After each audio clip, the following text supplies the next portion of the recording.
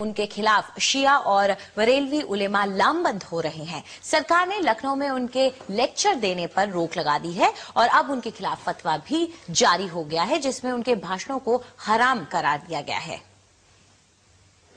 دنیا کے مسلمان بہت بڑی تعداد میں اماموں، فقیروں، درویشوں کی مزاروں پہ جاتے ہیں، اپنی عقیدت پیش کرتے ہیں اور وہاں منتیں مانگتے ہیں۔ ذاکر نائک کہتے ہیں کہ جو مر چکا اس سے کچھ مانگ نہیں سکتے، یہاں تک کہ پیغمبر محمد صاحب سے بھی نہیں۔ آج کی تاریخ میں ہم محمد صلی اللہ علیہ وسلم سے بھی نہیں مانگ سکتے۔ باقی لوگ کو تو چھوڑو، سنت اور باقی بابا لوگ کو چھوڑو، محمد صلی اللہ علیہ وسلم کو بھی ماننا ہمارے لیے حرام ہے۔ جو شخص ذاکر نائک اسامہ بن لادن کی بھی تعریف کرتے ہیں، کہتے ہیں کہ اگر وہ آتنکوادی ہے تو ہر مسلمان کو آتنکوادی ہونا چاہیے۔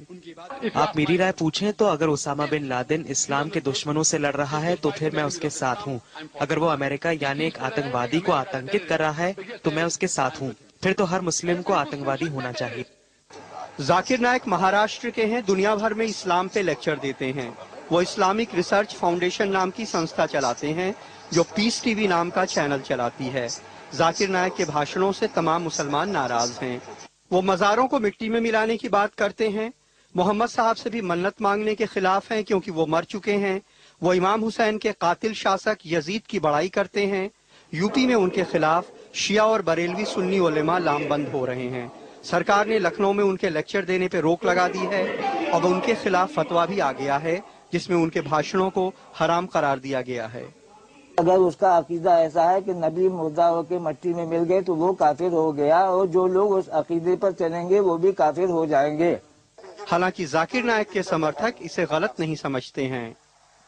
پوری دنیا میں مسلمانوں ہی میں الگ الگ عقیدے کے لوگ ہیں، ہر آدمی اپنے عقیدے کے حساب سے بات کہتا ہے اور ہم یہ سمجھتے ہیں کہ اس کو بات کہنے کا حق ہے۔ لیکن یہ حقیقت ہے کہ ذاکر نائک کے بھاشنوں نے مسلمانوں کو دو گٹوں میں بانٹ دیا ہے۔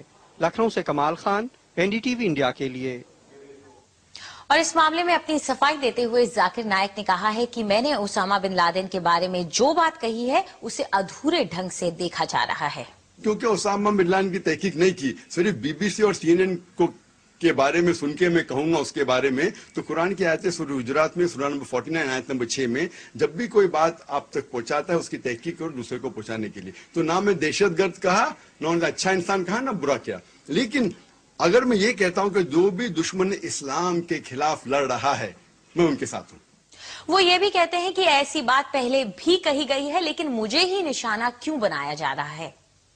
وہ لوگ مجھ پہ فتویٰ جاری کرتے ہیں کہ کیونکہ میں نے یزید کے بعد رحیم اللہ کہا، میں اللہ بھی کہا، میں کافر ہوں، تو ان کو یہ بھی فتویٰ جاری کرنا چاہیے کہ امام غزالی نعوذ باللہ کافر ہے۔ یہ کہنا چاہیے کہ جس نے بخاری شریف کی شرح لکھی حافظ ابن حجر اسقلانی، وہ بھی کافر ہے، نعوذ باللہ رحیم اللہ۔ تو دیکھنا چاہیے کہ جو لوگ نے فتویٰ دیے، دارالعلوم دیوبند، دارالعلوم ندوہ، جماعت اسلامی، اہل حدیث، سارے علماء کہتے ہیں اختلاف ہے، اور اگر کوئی کہتا ہے تو کہہ سکتا ہے، اور کچھ لوگ نے علماء نے کہا کہ کہنا مستحب ہے۔ تو یہ لوگ، اس کا مطلب یہ لوگ کہ مجھے پک آؤٹ کر کے یہ چیز تو ہزاروں لوگ کہہ رہے، کیوں مجھے ہی لے کے ان لوگ اگر فتویٰ جاری کرنا ہے تو یہ فتویٰ جاری کرنا چاہیے کہ جتنے لوگ نے کہا اور لکھ دینا چاہیے۔ اور اس مسئلے پر ہم نے اسلامی ودوان مولانا وحید الدین خان کی بھی رائے جاننے کی کوشش کی۔ پہلی بات یہ ہے کہ ڈاکٹر ذاکر نائک کوئی اسلامک اسکالر نہیں ہے، انہیں اسلامک ایشوز پر بولنا نہیں چاہیے۔ دوسری بات یہ جو ہے کہ پیغمبر سے ماننے والی بات، تو مسلمانوں میں دو علماء کے دو طبقے ہیں، ایک دیوبندی علماء کہلاتے ہیں، دوسرے بریلوی علماء کہلاتے ہیں۔ تو بریلوی علماء یہ مانتے ہیں کہ رسول اللہ سے ہم مانگ سکتے ہیں، لیکن جو دیوبندی علماء ہیں وہ اس کو جائز نہیں سمجھتے۔ تو دو الگ الگ رائے ہیں مسلم علماء کے درمیان۔ میں فتویٰ کے طریقے کو غلط سمجھتا ہوں۔ اگر کسی کو کسی کی رائے ٹھیک نہیں لگتی تو وہ اس کے لیے ریزن پیش کرے، ریزن قرآن اور حدیث سے ریفرنسز دے۔ فتویٰ لگانا یہ میں اس کو بہت غلط سمجھتا ہوں۔ کسی کو یہ ادھیکار نہیں ہے کہ کسی کے اوپر فتویٰ لگائے، یہ ادھیکار کسی کو ہے ہی نہیں۔ صرف یہ ادھیکار ہے کہ وہ اپنی بات کو قرآن اور حدیث کے ریفرنس کے ساتھ پیش کرے۔ جو اسلام کا نام لے اس کو संयम ही बरतना चाहिए, चाहे उसके अपनी राय से अलग दूसरी कोई राय पेश कर रहा हो। यानी इस्लाम में तो बहुत ज्यादा संयम बरतने पर ध्यान दिया गया, बहुत ज्यादा। तो जो लोग संयम न बरते हैं, फतवा लगाने लगे, वो खुद भी गलत है। वो वहीं इस्लामी मामलों की जानकार और पत्रकार सादिया दहलवी ने कहा कि जाकिर नाइक के ऊपर इस तरह की लगाम लगाना जरूरी है। फतवे का तो मैं नहीं जानती कि फतवा देना चाहिए, ये तो उलेमा ही बेहतर जानते हैं, लेकिन मैं ये जरूर कहूंगी कि ये एक बहुत अच्छी बात है और बहुत पहले उलेमा को कौम को जाकिर नायक की बातों से, इनकी भाषणों से आगाह कर देना चाहिए था, एक्सपोज कर देना चाहिए था। मैंने खुद इनके भाषण सुने हैं इंटरनेट पे, वो जो है दूसरे मजहबों को रन डाउन करते हैं कंपैरेटिव रिलीजन के नाम से, और ये इनकी जो बातें हैं ये तासुब और आतंक के बीज बो रही हैं हमारे कौम में। ये मोहब्बत की बात नहीं करते। इल्म जो है बगैर मोहब्बत के मेरे लिए बेकार है। और हम जो है, हमारा एक सूफी ट्रेडिशन है, 1400 साल की एक रिवायत है, हम उसको इनके कहने पे रद्द नहीं कर सकते। हम ख्वाजा गरीब नवाज का दामन नहीं छोड़ सकते।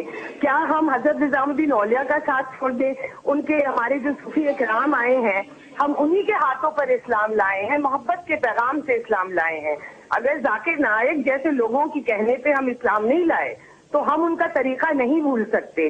और मैं आपको बता दूं, 80% जो मुसलमान पॉपुलेशन है दुनिया में, वो इसी रिवायत को, रूहानियत को, तसव्वुफ को और सूफियों का एक बताया तरीके पर ही चलती है। ये जो एक रेडिकल आइडियोलॉजी है, इसको आप वहाबी आइडियोलॉजी कह दें या कुछ कह दें, ये एक पीस चैनल के जरिए ये इसको प्रमोट कर रहे हैं। मैं तो यहाँ तक कहूंगी कि इनके जो अकाउंट्स हैं, आप उसको स्क्रूटिनाइज करना चाहिए, कि क्योंकि फकीरों के पास, उलमाओं के पास इतना पैसा चैनल चलाने के लिए नहीं आता। ये कहाँ से फंडिंग आ रही है, कहाँ से ये हिंदुस्तान में इस तरह की आइडियोलॉजी जो है वो ये पढ़ा रहे हैं। इन्होंने इस्लाम से, मैंने इनको खुद सुना है, ये कहते हैं कि उसामा बिन लादेन अगर टेररिस्ट है तो मैं उसका साथ देता हूँ। इस तरह की बातें बेहुदा बातें हैं, और ये इस तरह की बातें इनको हरगिज कहने की इजाजत ही नहीं होनी चाहिए हिंदुस्तान जैसे मुल्क में।